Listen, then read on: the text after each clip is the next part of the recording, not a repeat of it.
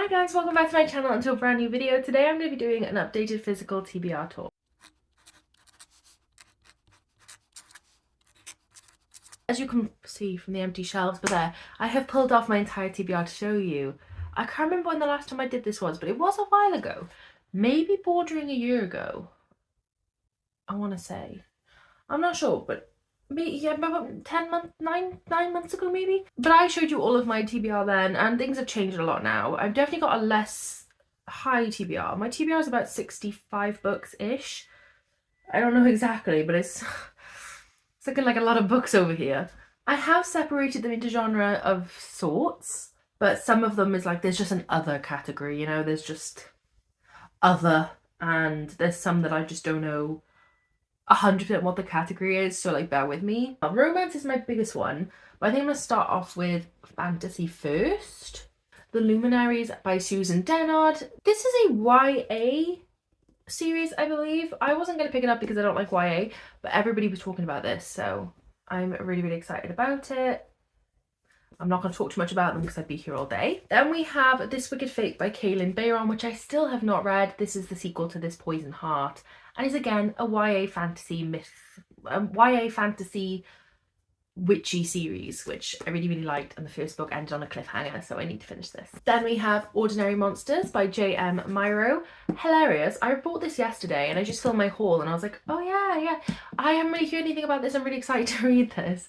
Then I went just now to put it on my Goodreads and mark it as like on my TBR, and I saw the original hardback cover and I had no idea this was the book, but I said to Jade, like, I've heard of this author before, and like this title is like really ringing a bell. And she like googled it or like Goodreads it and was like, no, that's the only book the author's written. And I was like, huh, I really recognize that. Yeah, because I know this book because I almost bought it in hardback and just decided not to until the hype died down and see how I felt. Well, it definitely died down. I bought the ugliest cover on planet Earth, so clearly I'm still interested in it, so that's good. But yeah, I have Ordinary Monsters, which is a historical creepy gothic fantasy. Then we have Master of Sorrows by Justin Cal, which is a fantasy set around a, what's it called, academy which gathers magical items. We have The Undertaking of Heart and Mercy by Megan Bannon.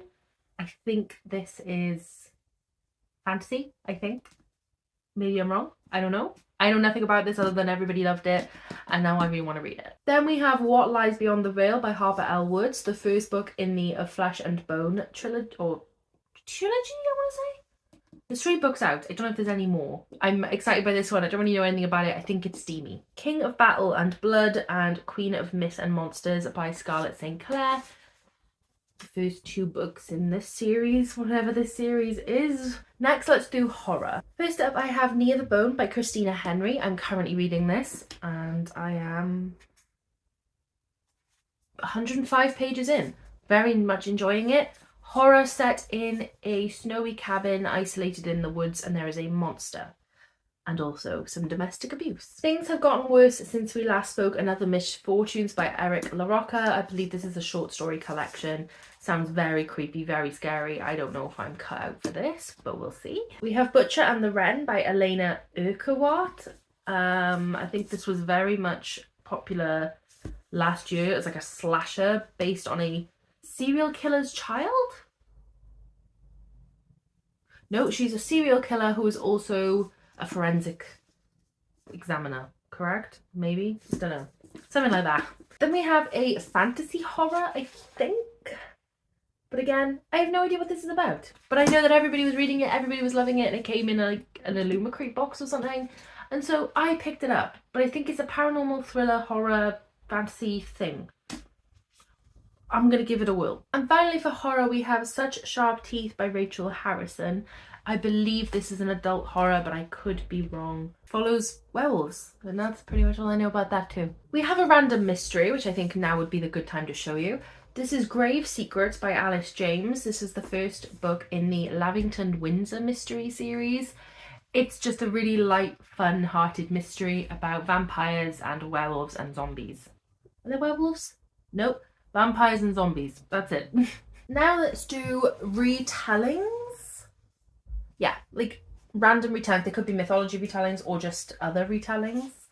First up, we have The Witch's Heart by Genevieve. Go on a check. This has been on my TBR for over a year, but I am currently reading it. I am 135 pages in, so I'm making progress. This is a retelling about Loki's wife, and Loki, I guess, but the story is more about her wife and then his children that came out as different species. It's good so far, but very slow. Then we have The Silence of Girls and the Women of Troy by Pat Barker. I've had these on my TBR again for absolutely ages and just never read them. So it is my mission to read these very, very soon. Next we have Medusa by Jessie Burton. This is a super short retelling, I guess, of someone. Well, obviously Medusa. Obviously, it's on the bloody cover. I'm an idiot. And yeah, I'm hopeful that this will be a good one, even though it is really, really small. Then we have Clytemnestra by Costanza Cosati. This is the Waterstones edition, although mine is damaged, so it's a bit prettier than this. When you get it, it has red lines everywhere. Mine does not. This is obviously a retelling, and I'm very excited about this one as well. I've never read from this author before. This might even be their debut. Maybe. Yes, it is. But I'm very excited to read this debut and see if I found a new favourite mythology retelling author. Next we have Pandora by Susan Stokes Chapman. This is a retelling, but it's not magic or anything. I think it's just historical, about a store in 1799. So yeah, that sounds quite interesting. I've had this book for a year and something now. I literally got it for my birthday last year. So I've had it for a long time, which is really weird because it was one of my most anticipated reads. But again, if something's been on my TBR too long, I tend to just brush over it. Next, I have Atalanta by Jennifer Saint. Another retelling. Jennifer Saint is my favourite mythology retelling author. I'm so excited to read this one. Finally, for this category, we have Fair Rosaline by Natasha Solomons. Rosaline, however you want to say it. This is a Romeo and Juliet retelling, but it's focused more on Rosaline, who is the younger cousin of Juliet and is trying to save Juliet from Romeo. I'm very excited about this one. It comes out in August. I don't know whether I feel like I should leave romance to last because it's such a huge pile. So we're going to go to the other category first, which is like everything I don't have enough of to categorize. So first up we have The Housekeeper and the Professor by Yoko Ogawa. I am so excited about this one. Oh my goodness. This is following a housekeeper she's a housekeeper for a professor who I believe is suffering from Alzheimer's or dementia. And so he doesn't really remember anything, but it's about their friendship through this disease. Next we have Animal Farm and 1984 by George Orwell. I've not read any George Orwell ever, so I have these because number one, I think Animal Farm is Kira's favourite book, so I wanted to read it. And also I'm a vegetarian and I feel like this is what kind of talks a lot about people, like the meat industry, and as a vegetarian I would really like to read that. And 1984 I believe is like the kind of thing that inspired Big Brother, right? And that sounds really intriguing to me too. So I want to read these. And I have these little tiny cute little paperbacks. Then we have Northanger Abbey by Jane Austen. This is one of the illustrated editions and I just thought it was super cute. Don't know when I'll get to this, but hopefully one day soon. Then I picked up All the Lonely People by Mike Gale because this reminded me, I bought it just after I watched A Man Called Otto because it kind of gave me those vibes.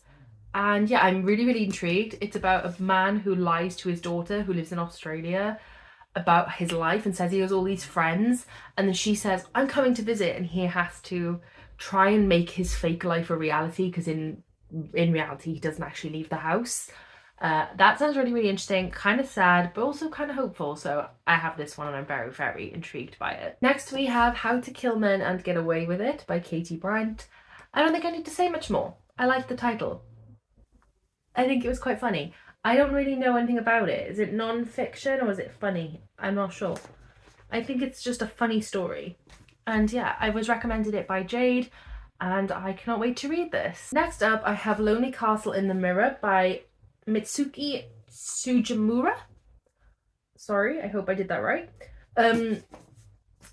Sounds like a very trippy story about girls, 13 girls, I think. Seven girls, or 7 young people who look into the mirror one day and find it glittering and then enter a school, like enter a new world with a school where they have to try and get back home. Something like that.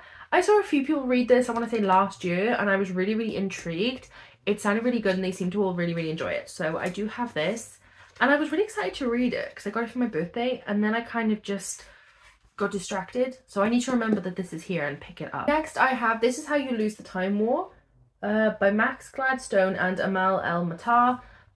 This is like a sci-fi series, sci-fi novel, a small sci-fi novel about 2 opposing sides, I think, who fall in love, but there's a war going on.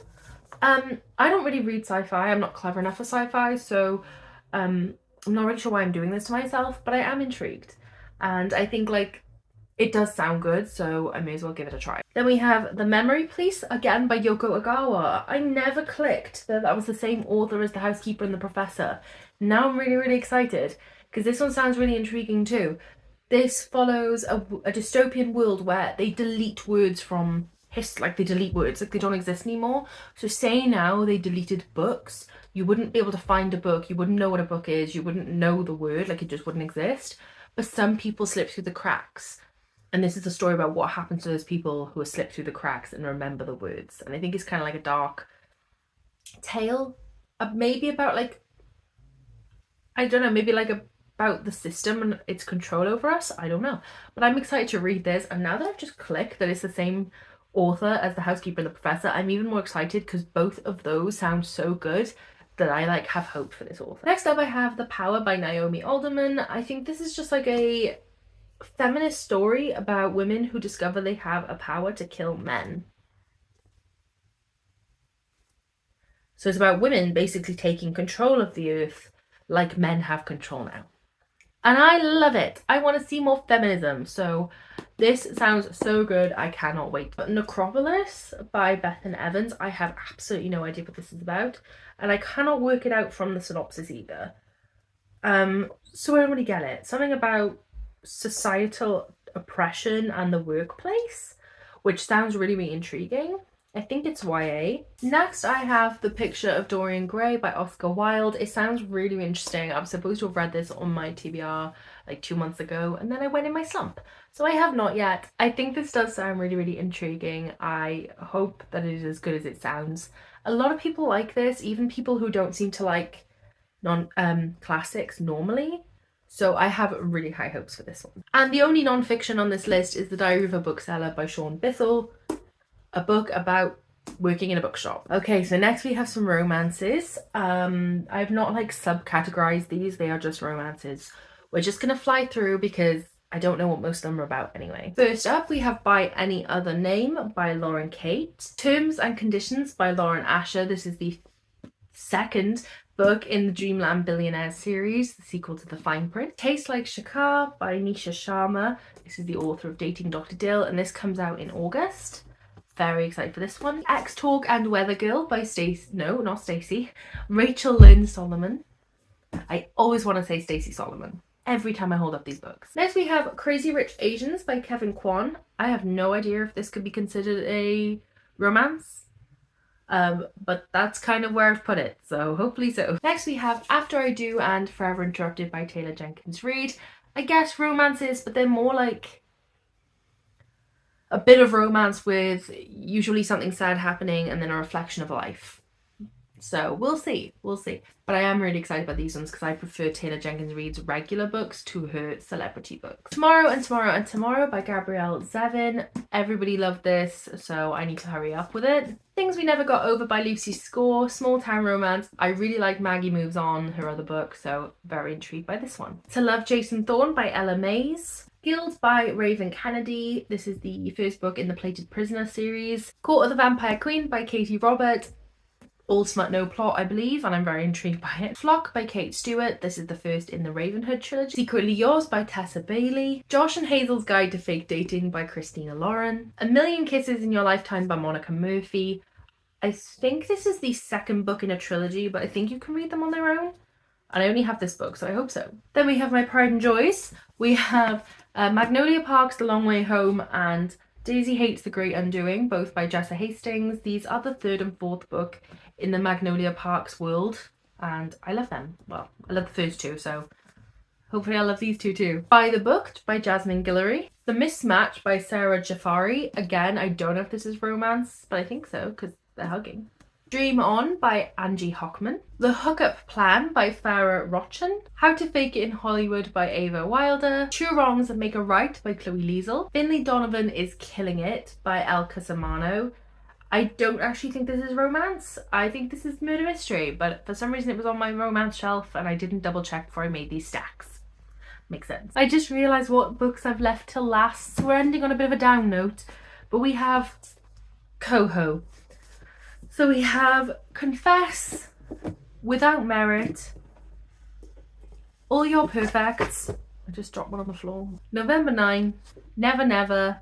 This is by Colleen Hoover and Taryn Fisher. And Reminders of Him. All by Colleen Hoover, who I liked a few books from, kind of went a bit ham on them, bought them all, and then realised I didn't really like Colleen Hoover that much. Because I'm actually reading, I think, all of these this week in a video. So these will be off my TBR ASAP, and then, well, maybe I'll like them all and then I'll want to buy more Coho, but maybe not, and then I'll be able to like say they're all off my TBR, which would be nice. So those are all of the books on my TBR, roughly about 65 of them. This was we just kind of flew through this video. This was not an in-depth look at the TBR because I'm not being funny, there's just too many books. There's too many books and we'd be here all day. Hopefully when my TBR is a bit smaller we can maybe go through in a little bit more detail. But this is the point of reference, so we can compare them through the times of how my TBR changes over the months and years. But yeah, those are all the books that I currently have on my TBR. Let me know if there are any that you would like to see vlogged, any in particular, like you want to see my thoughts and opinions, any you think I should prioritise or any you think I should ditch. And yeah, I shall see you in the next one. Thank you so much for watching. Bye.